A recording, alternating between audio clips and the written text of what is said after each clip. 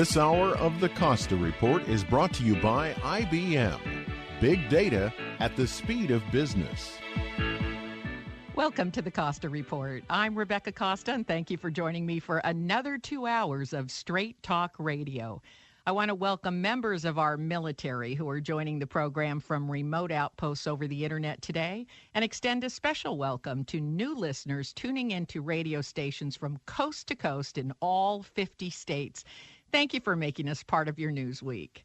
In just a moment, former Secretary of Defense, Director of the CIA, White House Chief of Staff, and Congressman Mr. Leon Panetta will be joining us to talk about growing tensions with North Korea and Russia, as well as the latest lone wolf ISIS attacks in Europe.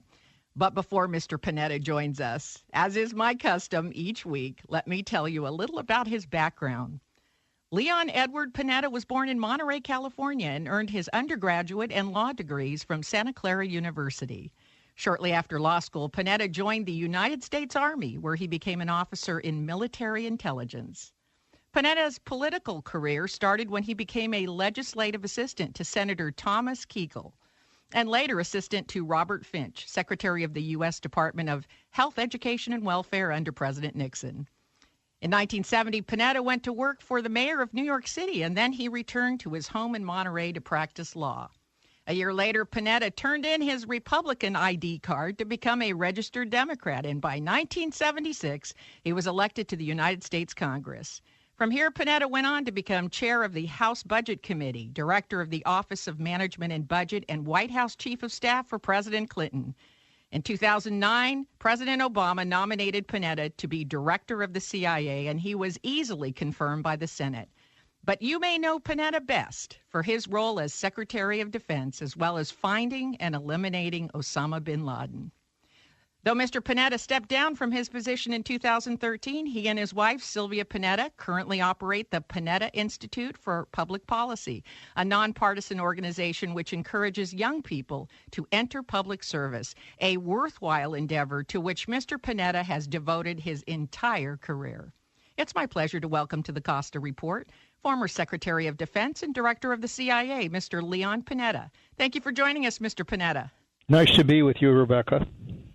If it's all right with you, I'd like to start with the growing threat from North Korea. This week, we learned that American college student Otto Warmbier passed away because of being imprisoned and falling into a coma, and then finally being returned to the United States in a vegetative state. Now, when combined with known cyber attacks against U.S. corporations and the escalating nuclear weapons testing, this seems to warrant some form of response. In your view, what is the appropriate action the United States should consider at this time?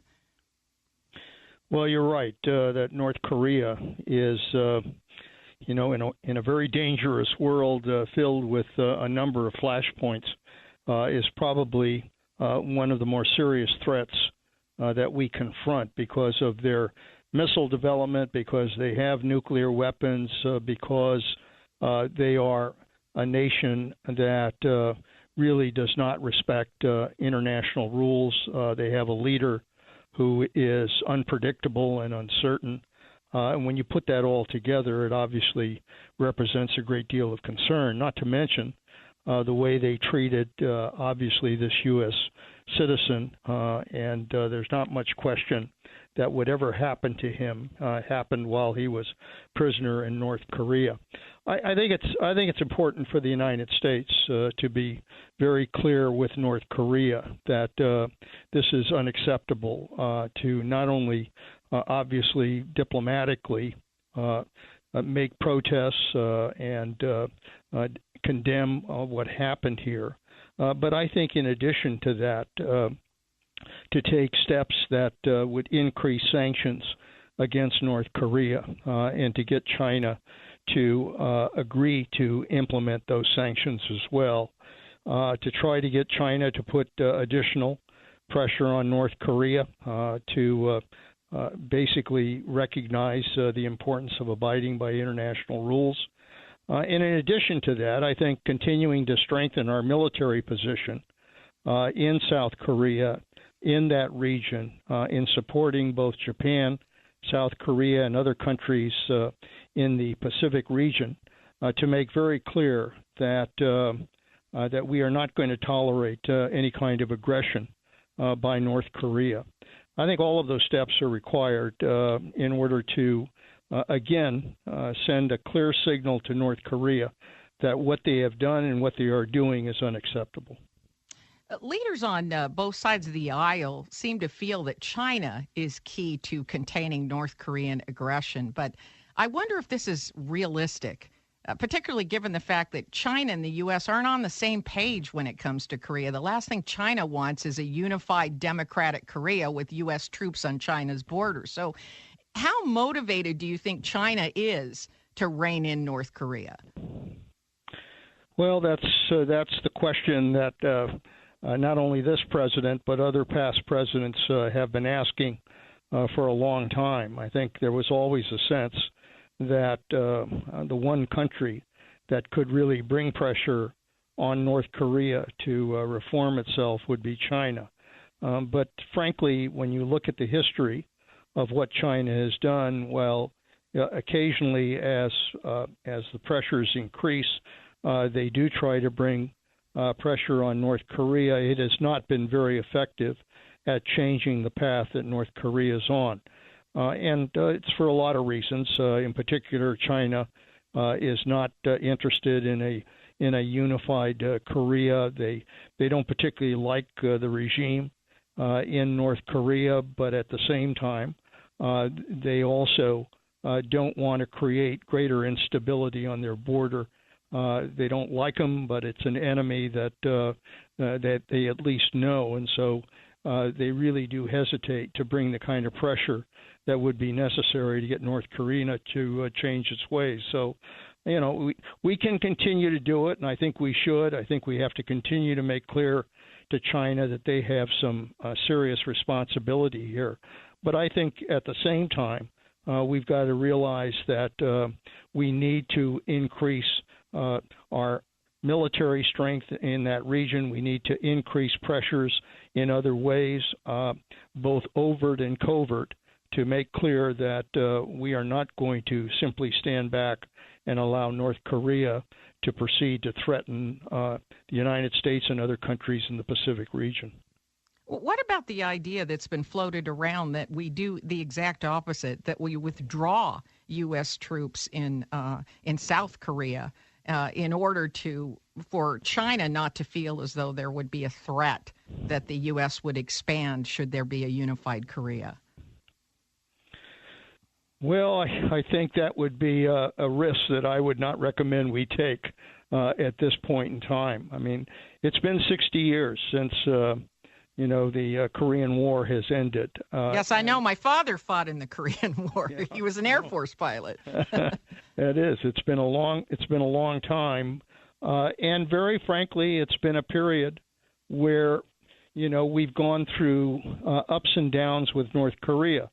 There are periods of accommodation, and then periods where we have had retribution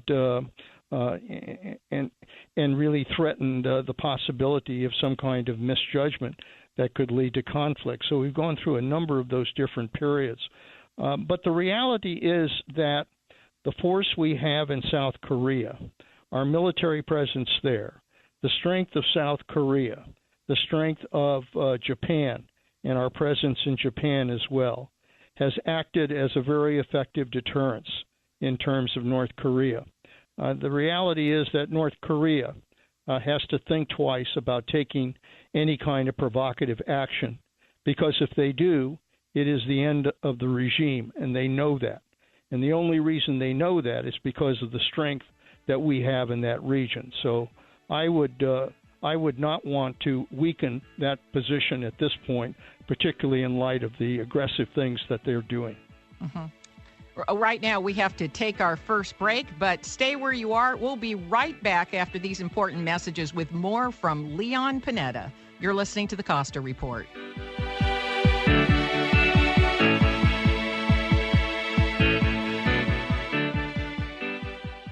When I say Italy, what comes to mind? Venice. Capri. Oh my gosh, Capri was marvelous. The views, the cliffside views, or traveling to Sorrento. Perello Tours. Oh, Perello Tours, for sure. Perello. Hi, I'm Steve Perillo of Perillo Tours. With over 70 years of tour experience to Italy, it's no wonder Perillo Tours is synonymous with travel to Italy. I think of the culture. And to walk up to certain areas and touch a wall and think, well, this wall's like 3,000 years old. Being on a Perillo tour on our anniversary was better than anything I can remember ever on an anniversary. I personally approve every itinerary to ensure a stress-free, once-in-a-lifetime vacation. Salute! Call now for your free insider's guide to Perillo's Italy. Call in the next 30 minutes and qualify for a $100 gift card when you travel with us. Call 800-897-7176, 800-897-7176, 800-897-7176. I owed the IRS $10,000. The IRS garnished my wages. They put a lien on my house. The IRS is the most powerful collection agency in the world. They do not give up until you pay. I couldn't sleep. We were being audited. I called Tax Solutions Now, and a great big weight was lifted off my shoulders. I called Tax Solutions Now, and they got the IRS off my back. Tax Solutions Now had my wage garnishment lifted in 48 hours. Tax Solutions Now can get you help. Our agents know the rules, can stop the pain, and get you the best deal. We connect you with a team of former IRS agents and tax professionals who will get the IRS off your back. We saved our home and overcame the most powerful collection agency in the world. Call Tax Solutions now. Time is running out. Call 800-987-0577. 800-987-0577. 800-987-0577. 800-987-0577. Every day, I wake up at 5 a.m. to give Dad his medicine. Every day, I wake up at 5 a.m. to give Dad his medicine. At 6 a.m., I make his breakfast. Every day, I wake up at 5 a.m. to give Dad his medicine. At 6 a.m., I make his breakfast. At 7 a.m., I shower. Every day, I wake up at 5 a.m. to give Dad his medicine. At 6 a.m., I make his breakfast. At 7 a.m., I shower. I start laundry at 8. At 10, we go for a walk. Every day, I wake up at 5 a.m. For those dealing with the daily struggles of caring for a loved one, we hear you. That's why AARP created a community with experts and other caregivers for advice, tips, and support. Together, let's help each other better care for ourselves and the ones we love. Visit aarp.org/caregiving. A public service announcement brought to you by AARP and the Ad Council. I am done with my mattress. That's right. I'm not spending another night on this old bag. My new mattress comes today, and this thing is out of here. Bye-bye, mattress. Yep. Bye-bye, mattress. So says you and about 1,000 other people every day. And that's a lot of old mattresses with no place to go. There's the landfill, of course, where they just take up space. But what a waste. Because you could send it to a mattress recycler, where old mattresses get broken down into steel, foam, wood, and fiber that become new steel, carpet padding, home insulation, garden mulch, biomass fuel, locomotive oil filters, and all kinds of other great stuff. So bye-bye mattress is right. But don't toss it. Recycle it. It's easy. And it's free. To find a mattress recycler in your area, visit buybuymattress.com.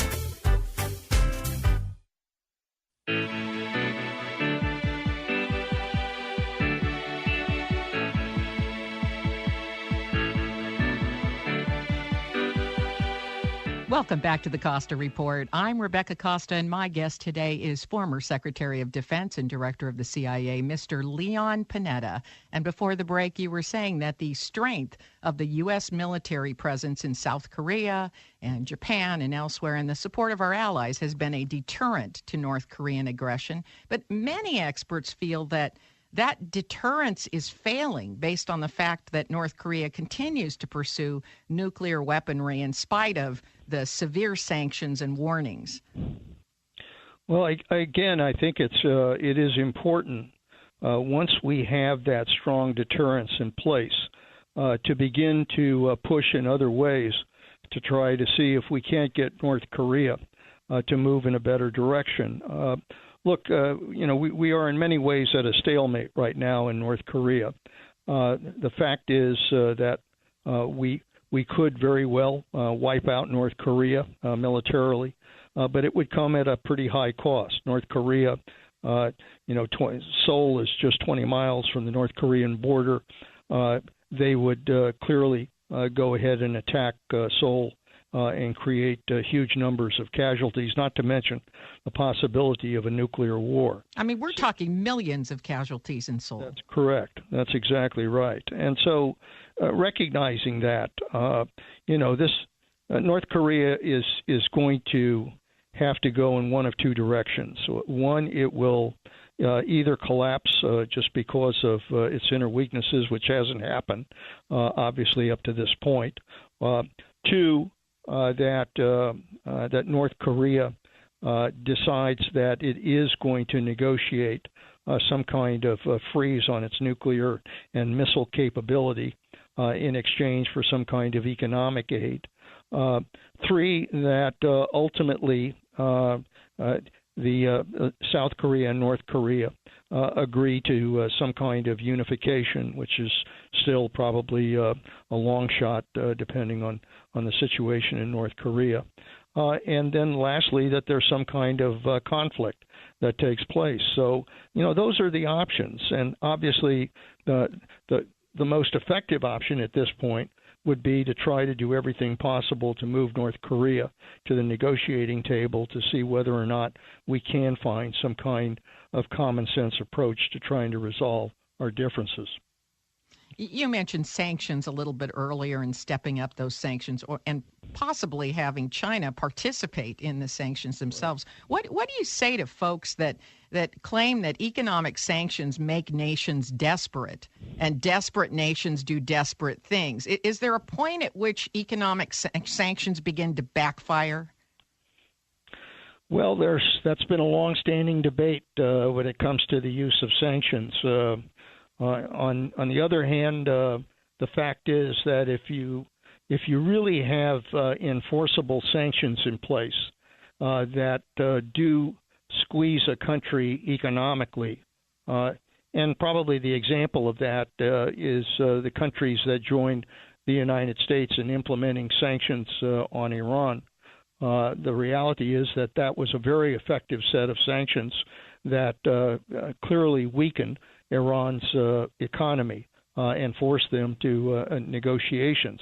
I think that if the sanctions we have on North Korea, that if China would abide by those sanctions, if they would implement them, since they frankly are probably the one supplier of assistance to North Korea, that North Korea would be in a much more difficult situation. And I think that would bring pressure on North Korean leadership to try at least to explore the possibility of diplomatic negotiations. That's the one card that I think could possibly move us towards some kind of negotiated settlement. I agree. I think maybe if we can move China to just simply join other nations in adhering to similar sanctions, that would probably move the needle a little bit. Although we can see that sanctions can also backfire and have a tendency to cause these nations to, in some way, embolden them, I guess is the word I'm looking for. I mean, there's no question the Russian economy is in terrific trouble. And I wonder, in your view, is there a connection between the country's economic challenges that they're facing and their aggression in the Ukraine, the Middle East, and elsewhere? Do you see a connection there? Well, there's no question that there are economic pressures on Putin that obviously have him concerned about what direction he has to go in order to try to maintain some kind of stable economy for Russia. But I frankly think that the main reason that we have seen Putin so aggressive in going after Crimea, going after the Ukraine, taking military forces into Syria, and conducting the kind of huge cyber attack that was conducted on the United States as well as other countries. I think it's because he senses weakness. My experience is Putin, if you're tough with Putin, if he knows there are lines that you will not allow him to cross, then you can deal with Putin. But if he senses that you're weak and that you won't respond, then he will try to take advantage of that. And I think that is probably the biggest incentive for why Putin has been as aggressive as he has. But you also know that when an economy is on its knees, many times leaders rely on a sense of nationalism, national pride. Historically, this has been the case. And you have to wonder if, as the Russian economy is beaten up by international sanctions, whether these kinds of attacks are sort of, I don't know what, engendering more nationalism, more loyalty to Putin. Well, let me put it this way. I'd feel a lot more comfortable about a willingness to talk about relieving sanctions if I knew that the United States was drawing some very clear lines on Russian aggression. That we had made very clear to Putin that we will not accept any further aggression with regards to the former Soviet Union states, that we will join with NATO in opposing that kind of aggression, that we will limit their influence in the Middle East. If we take those kinds of tough stands to make very clear to Putin that we are not going to get pushed around in the international arena, then I think it could provide an opening in which to sit down and discuss with him the possibility of relief on sanctions. But I would not do that without taking some firm steps to draw lines on Russia before we negotiate. Well, now all of our intelligence agencies are in agreement that there is evidence, empirical evidence, that Russia attempted to interfere in the 2016 presidential election. Where do you draw the line on that, on something like a cyber attack and interfering with the U.S. election? Well, I think that that is. That's a pretty clear line. that it's a very clear line, and I've been very concerned that we have not clearly said to the Russians that this kind of behavior is unacceptable. Neither President Obama or, for that matter, President Trump were that clear in denouncing what Russia was doing and in saying to them, we will not allow you to conduct a cyber attack on the United States of America that would interfere with our election process. Excuse me, Secretary. I'm so sorry. I have to go to a hard break, but we'll be right back. More from Leon Panetta. I'm here today with Scott Caraccioli of Caraccioli Cellars. Scott, we keep hearing about the wines that are being developed in Monterey County. How would you describe the climate conditions for grapes? Monterey County has a lot of little pockets that give you the opportunity to grow a variety of grapes. It comes down to the match of location and climate with the varietal that you're going to grow. And where we grow in the Highlands, it's prototypical cool climate. We're even in the northern side of the Highlands. So that is ideal for both Pinot and Chardonnay. Chardonnay strives really well in a lot of our county, as well as Pinot, but I would say that this is the most optimal location. You get wind, you get sun exposure. The benches come off of the inland side of the coastal mountains. It's an optimal position. You can order any of our products directly from us by visiting our website, caracciolicellars.com, or calling the tasting room directly, 831-622-7722. I'm Paul George of the Indiana Pacers. When I was 6, I had one thing on my mind. When I was 6, my days were spent playing basketball every chance I could. When I was 6, my dream was to make it to the NBA. When I was 6, my mom had a stroke. So I want you to learn the signs of a stroke fast. F-A-S-T. F, face drooping. A, arm weakness. S, speech difficulty. T, time to call 911. Because the sooner they get to the hospital, the sooner they'll get treatment. And that can make a remarkable difference in their recovery. I'm Paul George. Protect the ones you love. Spot a stroke F-A-S-T. Fast. Life is why. Visit strokeassociation.org. Brought to you by the American Stroke Association and the Ad Council. Women now make up 37% of the workforce, changing their role forever. Harvard Medical School has now opened its doors to new female applicants. The first woman is now in space. The majority of last year's doctorate degrees were earned by women. We've come so far, but our news is changing for the worse. More women die from heart disease and stroke than men, even though it can be prevented. Make a change at GoRedForWomen.org today. Brought to you by the Ad Council and the American Heart Association's Go Red for Women.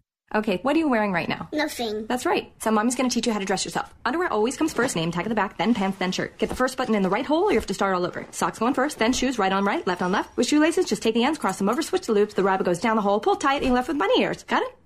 Why are your pants on your head? Most parenting is hard to do in just 2 minutes. But 2 minutes twice a day making sure they brush their teeth is easier, and it could help save them from a lifetime of tooth pain. Visit 2min2x.org to find out more. A message from the Partnership for Healthy Mouths, Healthy Lives, and the Ad Council. Yeah, it's me, your heart. Listen to me. We've got to talk. High blood pressure is serious, and yours?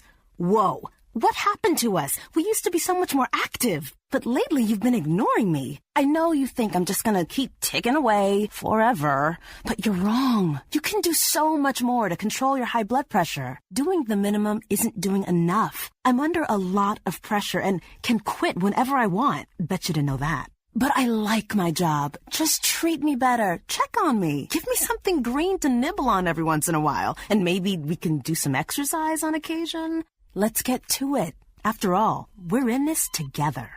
Listen to your heart. Don't let it quit on you. High blood pressure can lead to a stroke, heart attack, or death. Get your blood pressure to a healthy range before it's too late. Find out how at heart.org/blood pressure. Check, change, control. A message from the American Heart Association, the American Stroke Association, and the Ad Council.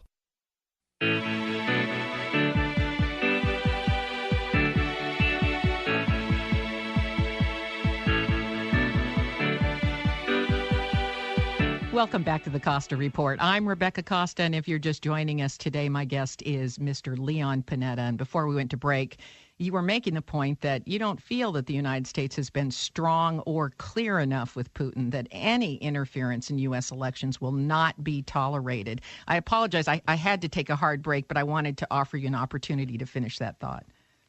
No, I think that what we have to recognize is that what Russia did to the United States was to conduct a cyber attack on the United States of America that went after our election process.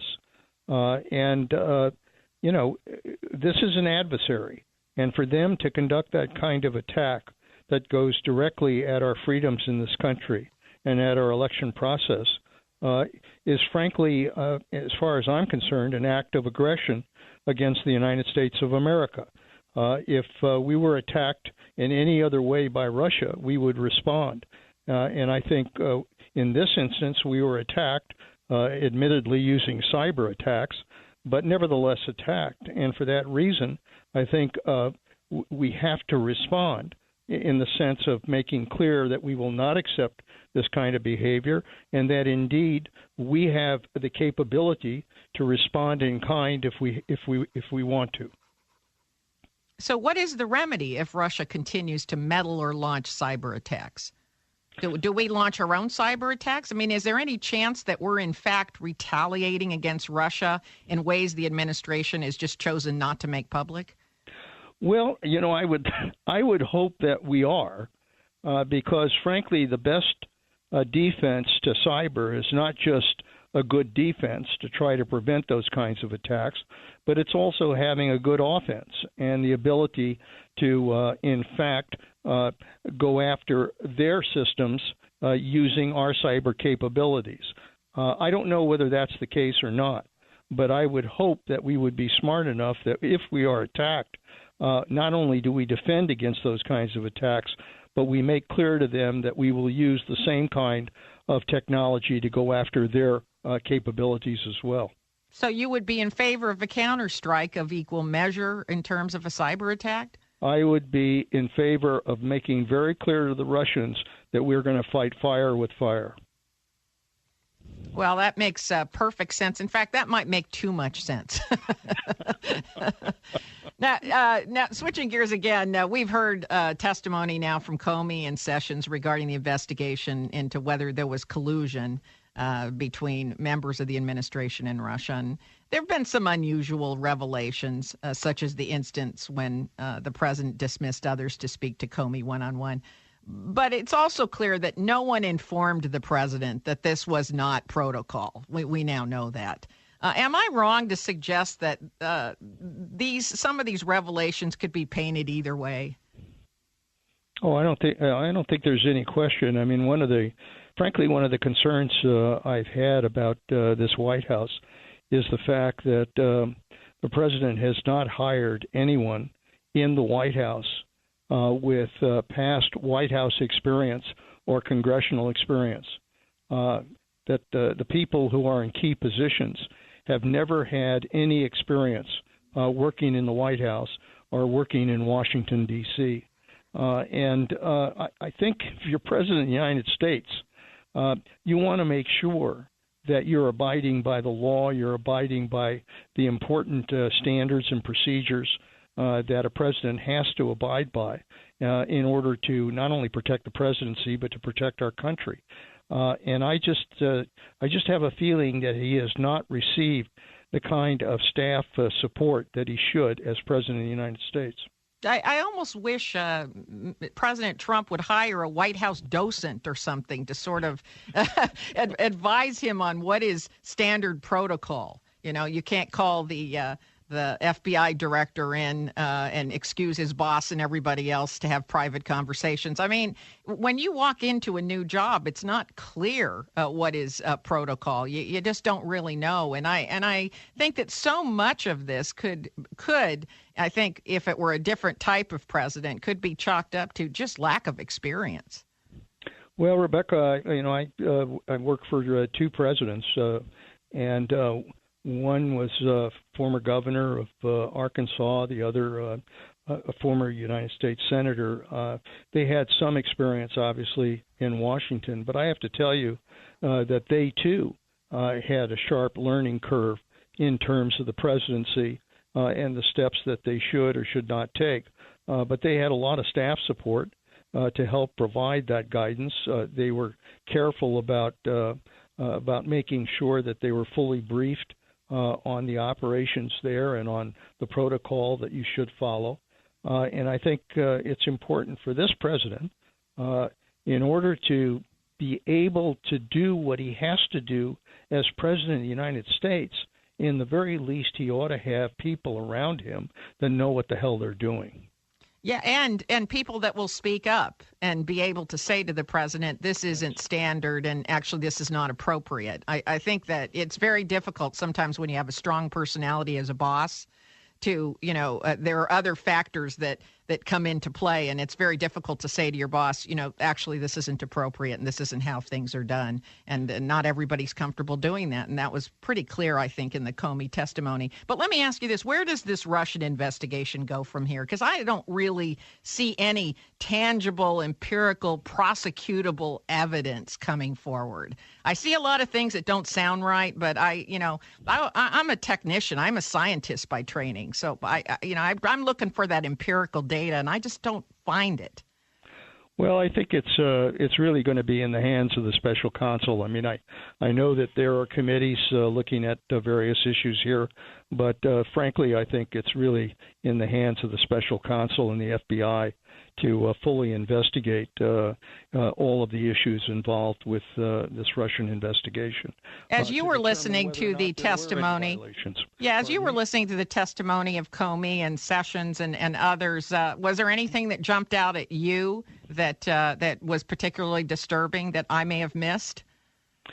Well, I think there's no question that the Comey testimony raised questions about whether or not the president was trying to, in some way, either suspend or interfere with the investigation that was going on, and that clearly has to be investigated. I'm not saying that it warrants any kind of action, but it needs to be investigated. I think the fact that there were a number of people that had Russian connections and talked to the Russians for whatever reasons, that has to be investigated as well.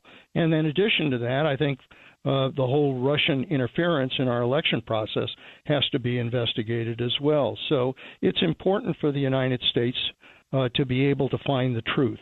That's what this is all about, and we ought to allow that process to proceed.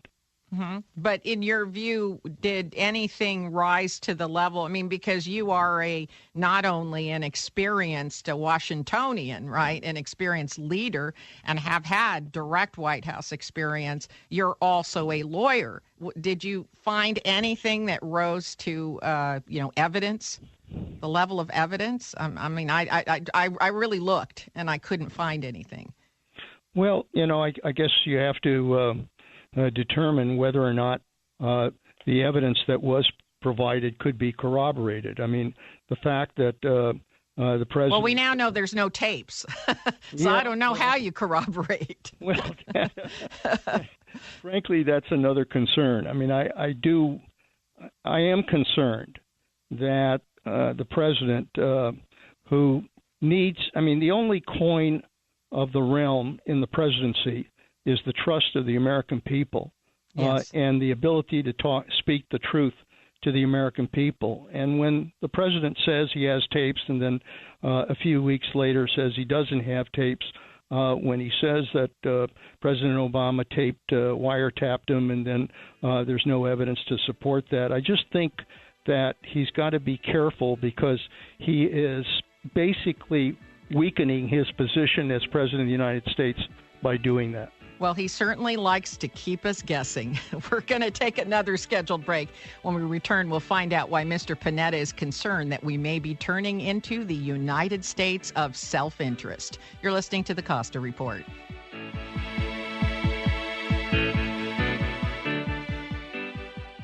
From time to time, listeners ask me whether I believe we're on the brink of a massive unilateral social collapse. And if so, is there any hope we can avert it? While there's no quick answer to that question, there is an easy explanation, one you'll find in my book, The Watchman's Rattle. Get your copy today, because the sequel to The Watchman's Rattle will be coming out in just 4 months. So this gives you all summer to get ready for what comes next. That's The Watchman's Rattle, available at RebeccaCosta.com, Amazon, and bookstores everywhere. Hi, I'm Joan London. If you're worried about your parent or loved one living alone, like I was, and you want reliable senior care information, then call A Place for Mom, the nation's largest senior living referral service. Finding an apartment that was on the courtyard with the view of the trees, the view of the ducks, the stream, the creek, all of that, that was what I needed. You'll get free information on assisted living, Alzheimer's care, nursing homes, even important financial information. Here's the number. To speak with a local senior living advisor, call A Place for Mom at 800-451-2976. That's 800-451-2976. A Place for Mom is a free service, and you can trust them to help you. So if you're struggling to find reliable senior living information, there's a place for answers, A Place for Mom. To speak with a local senior living advisor, call A Place for Mom at 800-451-2976. That's 800-451-2976. Hi there, I'm Bob Eubanks. You know, as part of Hollywood for a long time, I've seen my fair share of celebrities get in trouble with the IRS. Well, there's one name I trust, the Tax Defense Group. So if you owe more than $10,000 to the IRS, you really need to call my friends at the Tax Defense Group. They offer a 100% satisfaction guarantee, and they're open 24 hours a day because they know that tax debt doesn't sleep either. Call 800-257-2910. 800-257-2910. It may be hard to believe, but people just like you are already saving money. FeedThePig.org makes it easy. Their simple savings plan teaches you how to start saving without going overboard. So you don't need to mooch off your friends. You gonna finish that grape? You mean the one in my mouth? You don't need to stop buying the necessities. What you're smelling is a natural musk. Ew. You don't need to be a medical test subject. How do you feel? Mostly okay. Sometimes, though. You don't need to get a second job as a stuntman. We need a new stuntman. Let's break for lunch. You just need an internet connection. Don't get left behind. Start your personal savings plan with the tips and tools on feedthepig.org. That way, you don't need to sell your soul to the devil. $15 is the best I can do. All right, deal. Brought to you by the American Institute of CPAs and the Ad Council. Hey, America. We need to have a little talk. I don't know if you've noticed, but we got a lot of food in this country. A lot of peaches, a lot of corn, a lot of apples, a lot of everything. We've got so much food that we can't even eat it all. So if we got all this extra food, how are 17 million kids in America struggling with hunger? I just don't get it. That's why the Feeding America nationwide network of food banks gathers surplus food and gets it to the hungry kids who need it. They can get you food even if you live in Idaho or Alaska or somewhere crazy like that. This isn't complicated. We got extra food and we've got hungry kids. Feeding America's done the math. Now it's your turn. Support Feeding America and your local food bank at feedingamerica.org. I know you got internet on your phone, so what are you waiting for? We can't do it without your help. Brought to you by Feeding America and the Ad Council.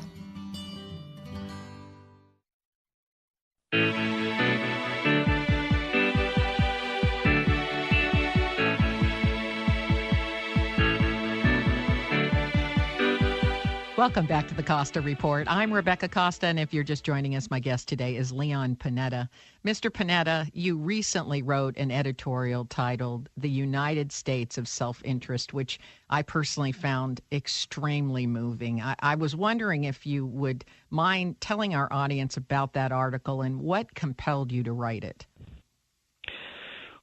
Well, I always felt that my first responsibility as Director of the CIA and Secretary of Defense was to protect our country and to defend our nation. And I believe that that's the first responsibility of a president, is to do that by providing a leadership in the world, by dealing with a number of threats that are out there that we face in a world that frankly is probably as dangerous as I've ever seen it since the end of World War II.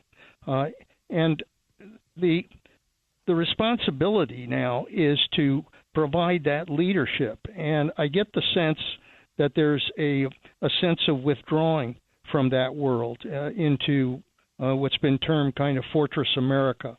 And the reality is that we as Americans stand for more than just kind of facing our own selfish needs or greed.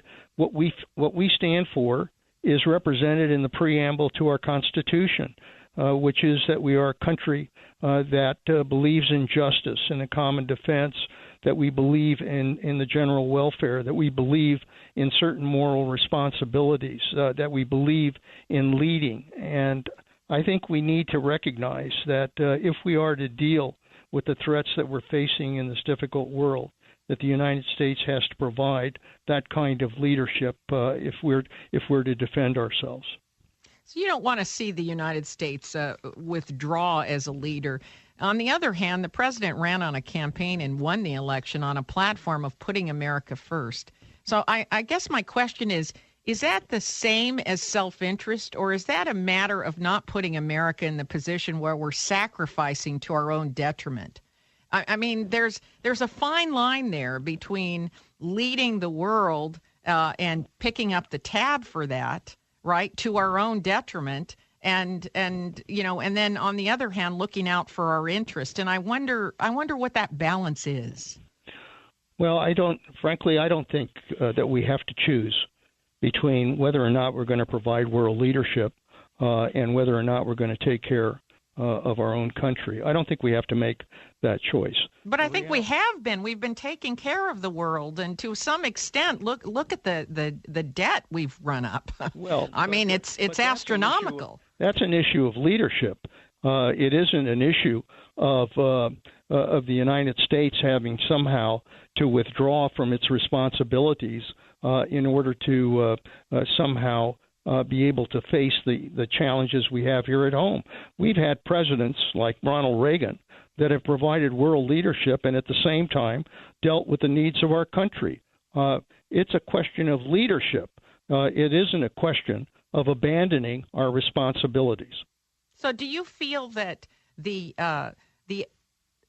troubles that we've had in the economy have been used as an excuse to, or as a reason to withdraw from the world stage? I think the troubles we've had in our economy and in not providing the kind of jobs that a lot of Americans felt they were entitled to was a failure of leadership. It was not a question of blaming the rest of the world for our problems. It's a question of whether or not we have the ability to deal with the challenges that we face here at home and at the same time provide the kind of secure world that we need. I mean, after all, the bottom line is this.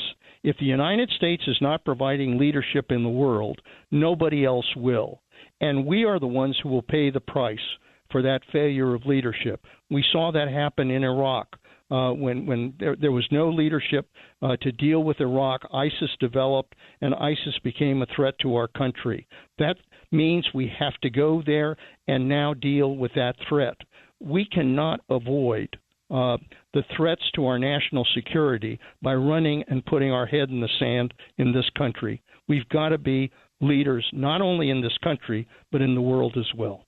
Now, I want to point out that your position was very strong about Iraq, that once we pulled out prematurely, it would leave a void, and precisely what did happen was going to happen.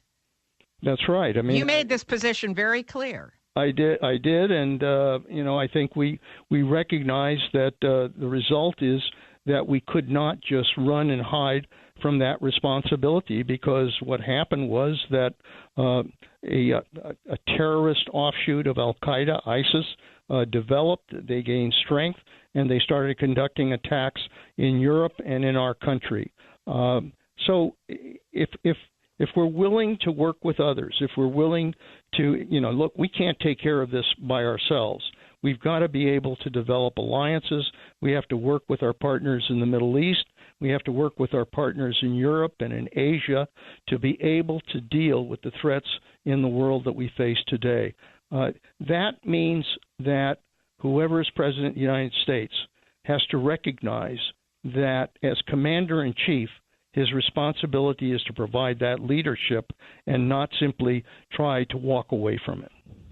Well, that was well said. I think a lot of people are thinking that there's some choice here, right? It's either America first or America last. Yeah. But what I hear you saying is that Ronald Reagan provided a wonderful model where there's no reason that the economy can't prosper while we provide global leadership. And if we don't, someone else will step in, which has been historically what the case is. I'm afraid we're just about out of time, Mr. Panetta, but before I let you go, I do want to say that the Panetta Institute for Public Policy has a website. Can you tell us the website name?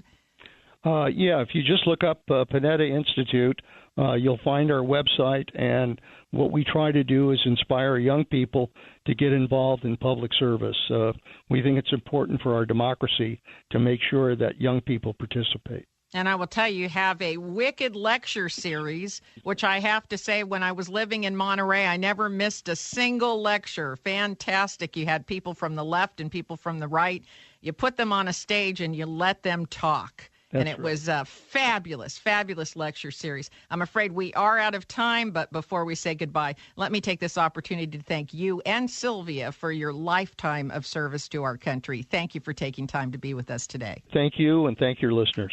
Now, today we've been talking about leadership and surrounding yourself with the right people who have the right experience and talent to get the job done. So let me ask you a question. Where do you go to find yourself the people that you need to run your company? If you're shorthanded or you have a critical job to fill, what do you do?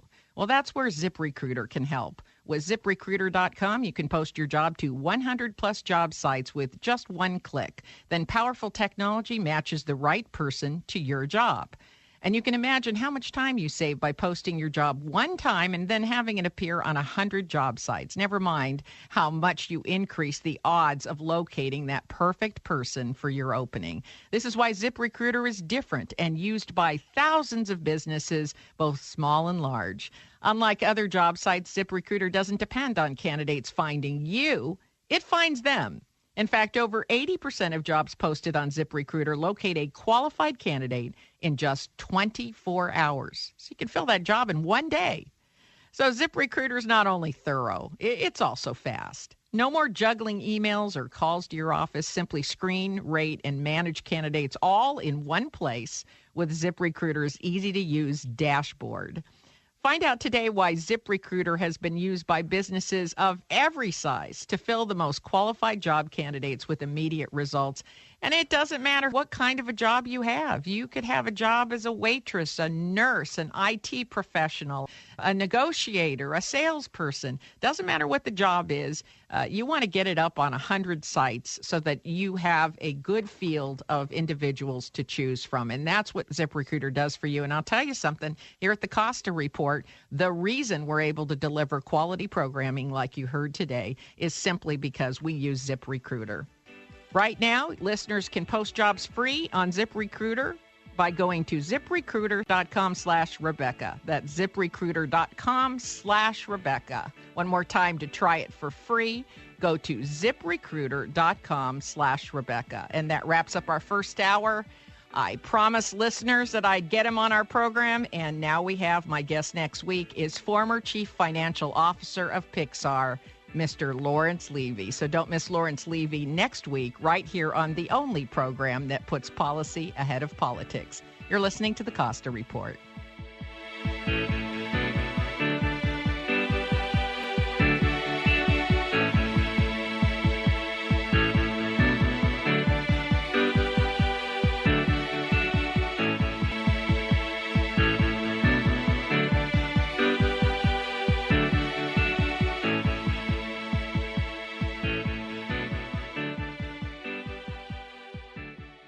Hi, it's MZ from KSCO in Santa Cruz, and though I don't care much for people who brag, I'm going to do just a little of it now, and hope you will give me a pass by calling it just being proud. Our station can afford to be innovative and refreshingly different because we use education and logic to promote great health products that change people's lives for the better. We also help people build strong businesses that create residual income through a wonderful low-cost business opportunity that we have developed and refined during the last 20 years. We believe that Rebecca Costa's large audience is comprised of particularly intelligent and educated persons, some of whom may want to earn more money. If you are tired of being someone else's wage slave and are ready to go to work building your own excellent supplement business that can provide you and your family income and become a saleable and willable asset, I want to talk with you. Send an email to mz@wedon'thavetobepoor.com. That's mz@wedon'thavetobepoor.com. Unexpected reactions to smart financial decisions brought to you by feedthepig.org. Well, I finally did it. I improved my credit score. You're kidding, right? No. How are we supposed to be the bad boys of electro-synth pop if you're out there being responsible? The band is about to be discovered. This is our year. Yeah, you've been saying that for a while now. You think anyone in the Rock and Roll Hall of Fame was worried about their credit score? I never really thought that. Of course they weren't. Rock stars aren't supposed to think about that kind of stuff. We're supposed to think about how many guitars we've smashed, write aggressively sensitive power ballads, start questionable fashion trends, tragically break up and blame creative differences. All right. I thought maybe it was time to take control of my finances, you know? Start using a budget. Get out of debt. Set some goals. A budget? Debt? Set some goals? Listen, I knew that we'd have our creative differences, but I was hoping they'd involve a little more scandal. When it comes to financial stability, don't get left behind. Get tools and tips for saving at feedthepig.org. This message brought to you by the American Institute of CPAs and the Ad Council. The Costa Report is now heard in all 50 states on fine radio stations, including this one.